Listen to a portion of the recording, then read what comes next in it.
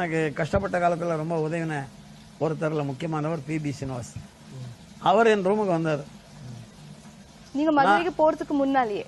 மதுரை 10 முன்னாடி மதுரைக்கு போவே இல்லை நான். அவர் வந்துட்டாரு.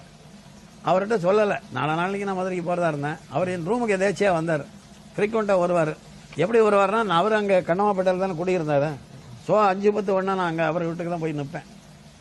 அவர் வந்த உடனே நான் சொன்னேன், என்ன பாட்டு சமீபத்தில் பாடினாங்க நீங்கள் படத்தில் அப்படின்னு சீனிவாசை கேட்டேன். ஒரு பாட்டு சுமைதாங்கியில் பாடியிருக்கேன் அப்படின்னு, மயக்கமா கலக்கமான்னு ஒரு பாட்டு பாடி காமிச்சார்.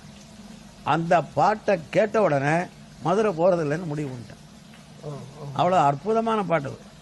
நான் பிற்காலத்தில் கண்ணாசன்கிட்ட சொன்னேன், நான் உமக்கு எதிரியாக வந்திருக்கிறேன்னு நினச்சா அதுக்கு உம்மை பாட்டு தான் காரணம். இந்த மயக்கமா கலக்கமா பாட்டை பிபி சீனிவாஸ் பாடலைன்னா நான் மதுரைக்கே போயிருப்பேன். அந்த பாட்டு ஒண்டர்ஃபுல் சாங்.